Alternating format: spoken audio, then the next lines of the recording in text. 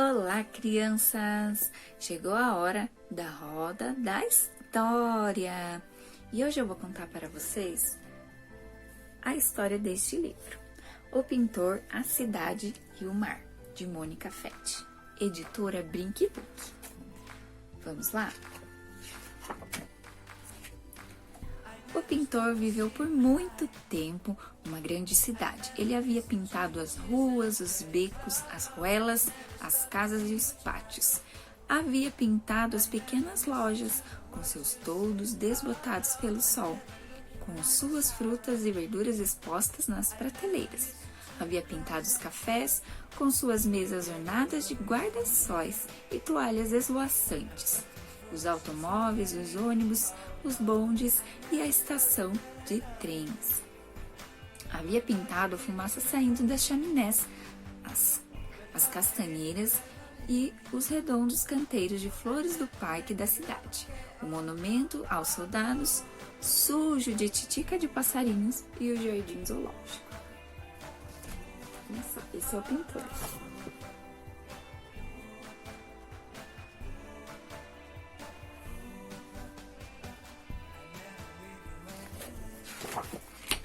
O pintor havia pintado os muros cheios de cartazes de propaganda, os cinemas, o teatro municipal e a cadeia pública. Havia pintado os músicos de ruas nos calçadões, as crianças nos parques e os mendigos nos bancos das praças. Havia pintado os cachorrinhos de madame e os vira-latas, os gatos preguiçosos atrás das vidraças e os gatos sarnentos nas lixeiras, os pombos barulhentos nas praças e nos telhados.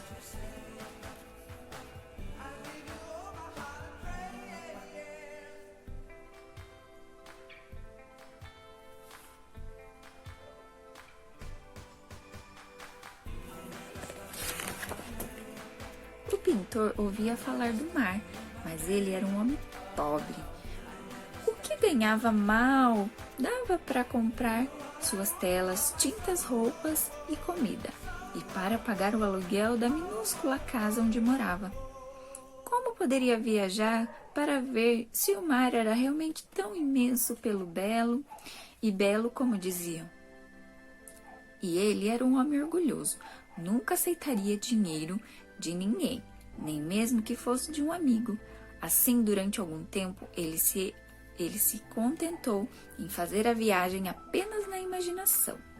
Olhava livros que retratavam o mar, folheava os catálogos das agências de turismo e escutava as histórias das pessoas que conheciam o mar, e vivia longe e distante nos seus sonhos.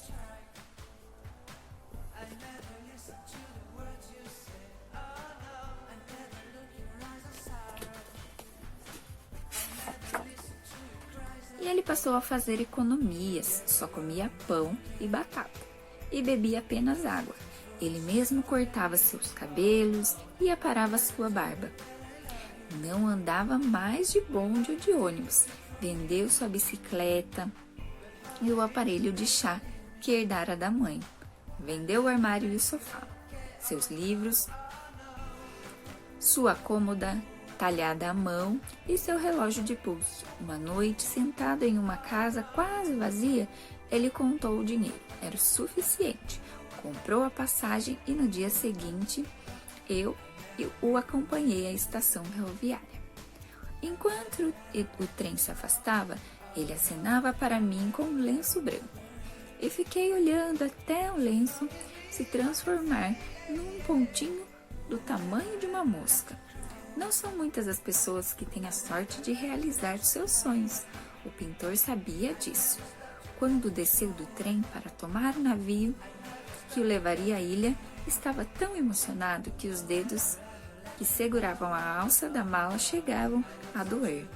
Ele estava em frente ao mar e não tinha palavras, pois nesse momento todos os seus pensamentos se calaram.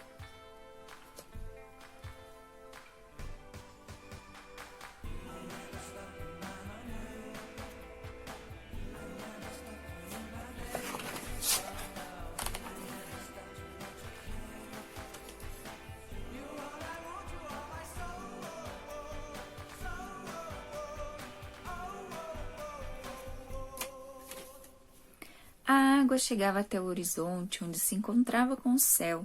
Vinha em ondas, lambia a areia e ia embora. As ondas, com suas espumas brancas, pareciam cantar uma melodia que penetrava fundo no seu coração. Na ilha, o pintor alugou um quartinho barato, pequeno, não muito limpo e com as paredes um tanto tortas. Ali havia uma cama, uma mesa, uma cadeira e um armário. Mais nada. A cada passo o assoalho rangia e gemia. O espelho sobre a pia era opaco e riscado, com uma teia de aranha.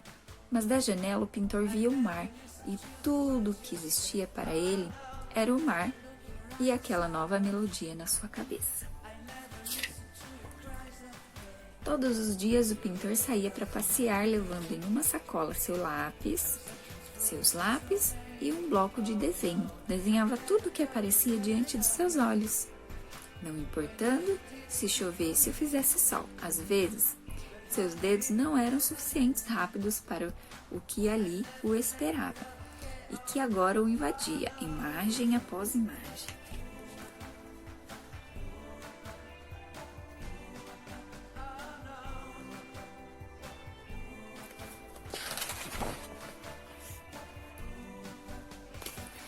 Desenhava barcos de pesca no porto e as balsas lá fora, e os cais. Desenhava os tratores nos campos, o ebuliço das gralhas, famintas nas roças recém-revolvidas, os pescadores remando suas redes, os velhos conversando, encostados nas cercas, e os rastros enigmáticos encontrados nos estatuários.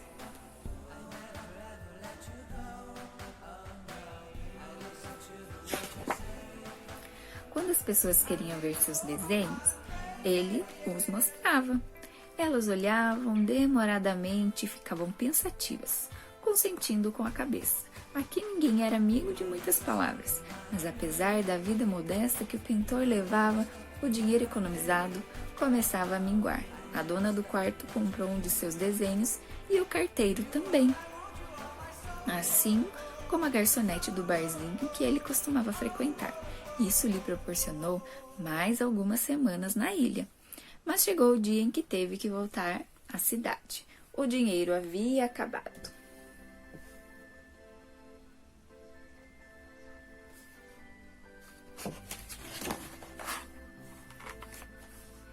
Na bagagem, o pintor trazia uma pilha de desenhos, um punhado de pedras, um saquinho de conchas e um outro de areia. Na cabeça trazia muitos quadros que ainda não havia pintado. Depois de ter tirado as coisas da mala, o pintor sentou-se diante do cavalete e começou a pintar suas memórias.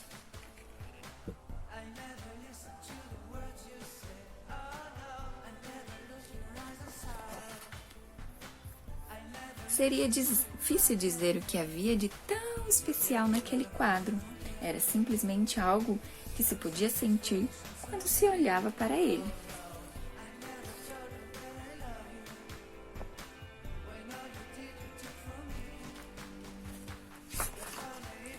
Uma tarde, como muitas vezes fazia, o pintor estava sentado diante do seu quadro predileto, aliás, o único na parede do seu quarto, e o contemplava.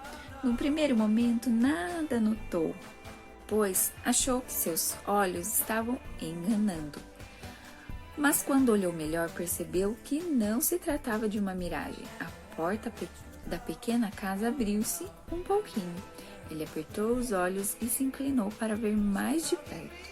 A porta abriu-se mais um pouco, e ao espiar lá dentro, o pintor viu uma sala aconchegante e no centro dela um cavalete. Alguma coisa o fez a levantar-se e dirigir-se para ela e para a porta que havia lá, agora totalmente aberta. O quadro o deixou entrar. O pintor nem sequer achou estranho que uma coisa assim fosse possível. E entrando na sala da casa do quadro, como se fosse normal, sentou-se à frente do cavalete.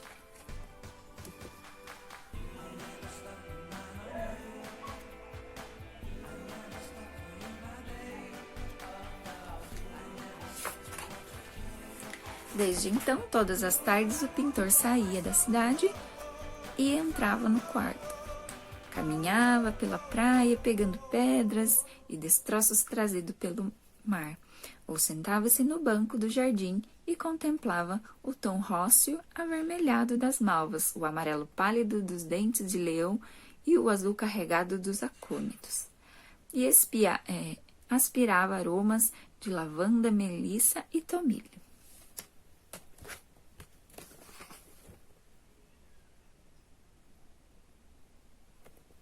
O pintor viajou dentro do seu quadro.